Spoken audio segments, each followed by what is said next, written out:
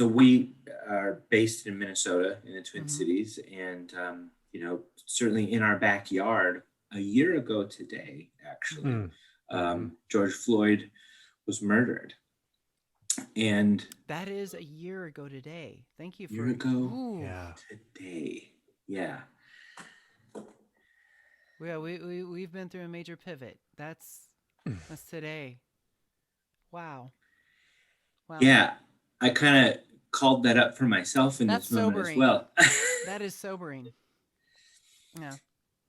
Yeah, and when that happened, in the midst of the pandemic, of course, which in itself was sort of forcing us to kind of all evaluate what are we doing, how are we contributing to the rat race, all that kind of stuff. But then there was, and as you know, Clinton, sort of this renewed energy and focus in organizations around taking a look at their own stuff in terms of their diversity, equity, inclusion. And I think in that immediate moment, a lot of our existing organization work with would ask us, how can you help us in this regard? And I'll speak for myself. I kind of had a bucket around what that work was. And sort of our first reaction, at least mine, I don't want to speak for Tim specifically on this, was we don't do that. We don't do that. We're not experts in all that quote unquote stuff.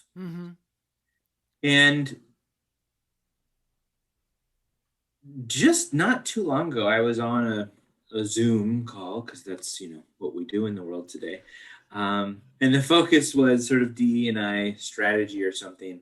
And it was a panel of DE&I executives from huge companies. Won't name any in this moment. They were on this panel as the experts, and the audience was like 150 of us were asking, what are you doing? What are the initiatives? I was so struck. There was one response that everyone gave to every answer, and it didn't really matter what the question was. And which was, what are you doing to cultivate inclusion? How are you helping your employees understand each other better? How are you helping people feel like they belong? And the response to every question was, well, we're counting how many diverse people that we hire.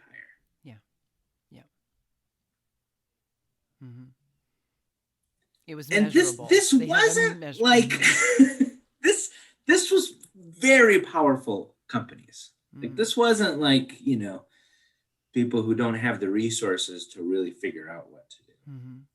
So my takeaway from that was, wow, maybe we can be helpful in this regard, because we actually do know how to help people understand themselves at a deeper level and understand what belonging is really about. And so when we think about this DEI and B space, we aren't necessarily experts in terms of policies and educating on sort of historical oppressions and things of that nature. There's really good people who do that. But what we can add to the conversation is sort of the depth of understanding that when those conversations get started, as humans, we get uncomfortable. And that's okay. Let's understand that psychological and neurological process that's actually going on, so that when it comes up, we can, hey, this is what's going on right now. And we can keep going. And sort of normalize that, we're hardwired to get uncomfortable. And as one of our foundational tenets say, discomfort is necessary. I'm gonna stop talking now, because I've been What do you always call yourself? Who, me? Yeah. Fabulous? When you're well, okay. And that's how you describe yourself. What do you call yourself? Rambler? A certain kind of junkie. Oh, a discomfort junkie. Yeah. Oh my God. Yeah. Hashtag that. Hashtag Right. the shit out of that, because I think that's what makes him a badass.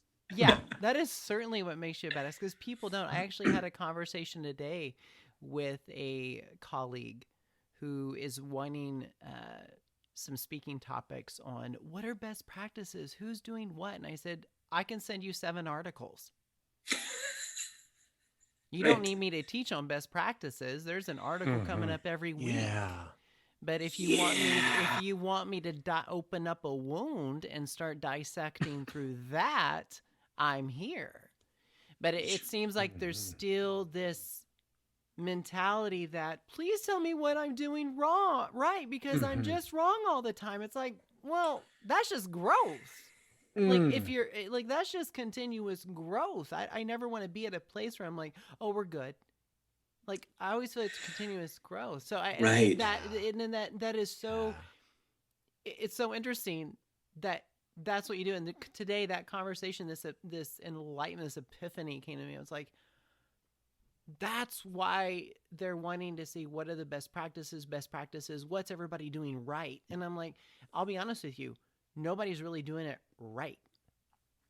It's not a one size fits all. And so I appreciate you saying that, because it illustrates so much of people not wanting to dive into that discomfort, but y'all are creating what seems to be the psychological safety when someone turns the light bulb and says, now we're ready.